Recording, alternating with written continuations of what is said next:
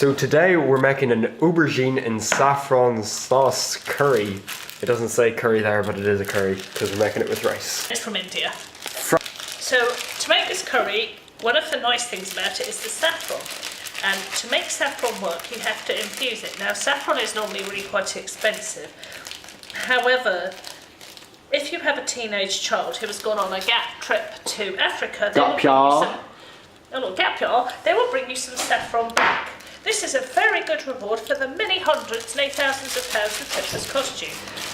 So you can really enjoy it. So I am going to be really generous with my saffron because it doesn't keep forever. And you set it in some boiling water. And what you should see is the boiling water takes on a lovely golden colour. Ooh.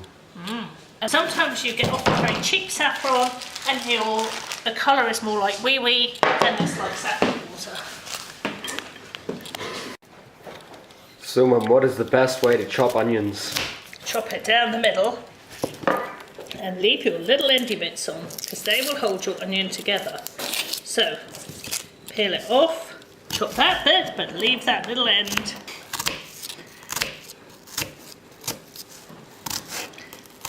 You see it doesn't fall apart as you're chopping it until the end when you chop the little endy bit off. Again, see, holding that little endy bit on keeps your onion. You know there's annoying times when your onion collapses. Well, it's no more collapsed onions for you using my handy little tip. A very useful thing to do is to put your roughly chopped onion into a bowl because it frees up your chopping board to do other things. And also to clean up as you go along, so you don't have a job a whole lot easier, especially if you employ someone in the family to do it. Exactly, free labour. A very good class. So what is the next step? The next step is going to be to chop the aubergines. Always remember to take the label off your aubergine before you chop it. A bit embarrassing if people get a Sainsbury's barcode in their aubergine and saffron sauce, and then you need to wash your aubergine just in case there are any pesticides or other nasties on it. So it wouldn't be as embarrassing as getting, say, an Asda barcode on it. Well, we all aim for Waitrose, but darling, you know, there it is. So, the aubergine needs to be cut into small slices, so I'm going to cut the top off, and then I'm just going to cut it lengthways. And then down the middle again. Aubergines are lovely, they have such a nice texture. And then we're just going to cut them into nice small slicey bits. Always good to not have your aubergine chunks too big and chunky, otherwise they are quite difficult to fry off because they don't absorb the oil properly. So make sure they're kept relatively thin. No, not too thin, but you know, reasonably so, yeah. We're actually making double quantities here so that I don't have to cook again tomorrow. Just saying that useful hint for mums if you're helping. So, Mum, as the mother of a vegetarian, what would you say are the main things you need to watch out for? Well, I think you need to make sure your children have a very varied and balanced diet. People sometimes think that vegetarianism is about all brown, yucky looking stuff, but actually you can make really nice, interesting things. Got to make sure you have plenty of eggs in their diet, just got to keep their iron up. Got to make sure you have a nice, interesting range of vegetables. I like aubergines, I think aubergines are good. You have to make sure vegetarian food tastes nice, makes people feel full up, and aubergines certainly do that. And then what I'm just going to quickly do is chop up some ginger and some garlic. So just bear in mind, when you cut the aubergines, when you first cut them, they're beautiful and white, but they go brown very, very quickly. So you can't faff around too much when you're making an aubergine meal. Yeah, if you're going to have to leave anything like aubergine or celeriac, all of these things oxidise and they turn brown, I would rub a little bit of lemon, cut a slice of lemon, rub it over the surface because the acid stops them oxidising too much, and then wrap it in cling film. I'm just doing that, and I'm going to use some garlic. Now this is great garlic, this comes from Lidl, and instead of being a load of faffy little cloves, you get one giant clove. This is half a clove that I have from earlier. And then we'll do another clove because I like nice garlicky meals. So we'll just chop this up. It's really like a little teeny tiny onion. Okay. Teeny tiny one. It's a teeny tiny onion. Yeah. And we just deposit the things in the brown bin because we are eco people and it's very important to be ecologically respectful. Right.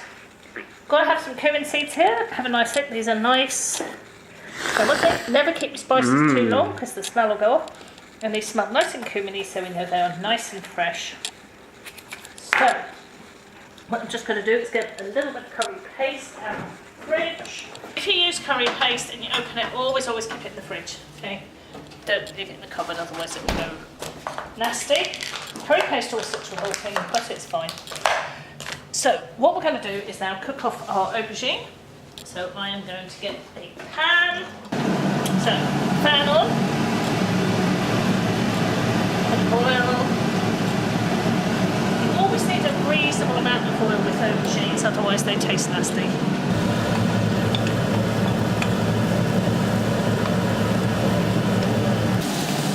Okay, so really important not to let your onions burn, otherwise they'll get a sort of nasty brown burny taste. And I'm going to mix in the garlic and the grated ginger. If you have an Asian grocers, you can always get better ginger though. The stuff you tend to get in the big supermarkets like Sainsbury's and Tesco's is often a little bit older, a little bit drier. So I would certainly consider going to your local Asian grocers and you will get much fresher ginger.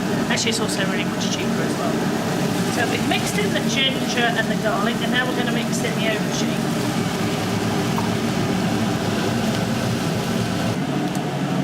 Okay, because we're cooking quite a large quantity, I've decided to transfer into a somewhat bigger pan. And I'm just putting in the curry paste here. Now, really important when you use curry paste to cook it off at the start. Cook it in some oil and in some heat. Otherwise you tend to get a very nasty, raw spice. It's just not pleasant. So get that cooked off and then we'll transfer all our nice things in. Sadly, you can't smell this, but we're getting a very nice smell of curry and ginger, and I'm putting my cumin seeds in.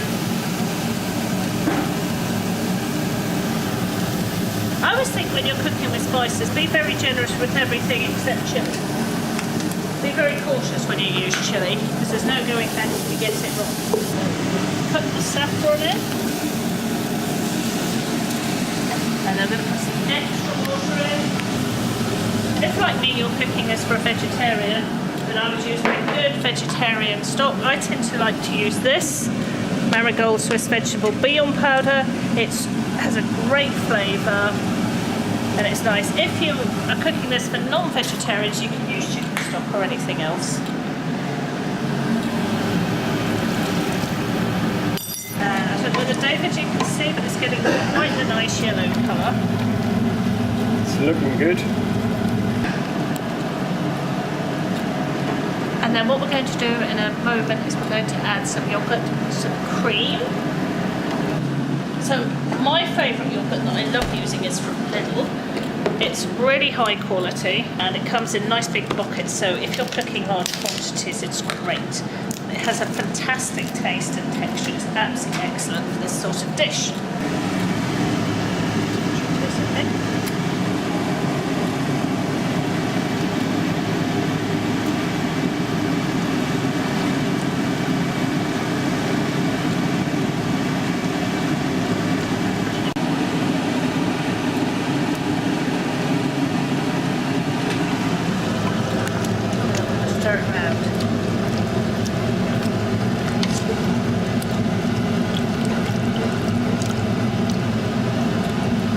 Well, one of the most important things in this dish is mango chutney. It adds a real nice fruitiness, and you can use either ordinary mango chutney or spicy mango chutney. I'm actually going to use a mixture of both. So I just need to get a spoon. It's always hard to know how much to put in. You want enough to get the nice sort of fruitiness, but you don't want to make it too yucky. I think if you put too much in, it could be a bit reminiscent of coronation chicken when people overdo the apricot jam. You must check that your seasoning is right. So get a clean teaspoon, take a bit of sauce, let it cool down, as you do not want to spoil your mouth, just taste it.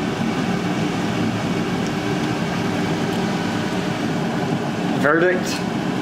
but it's nice. I think it probably needs a little bit more salt.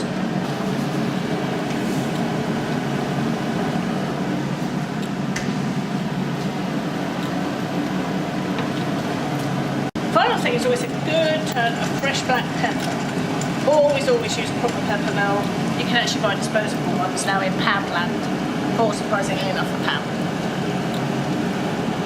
And that can now simmer. I would just simmer for 10 minutes. You can put it in the oven, and that's your nice aubergine in saffron sauce. Enjoy. Job done. Job done. It's a good one. Chopping the onions.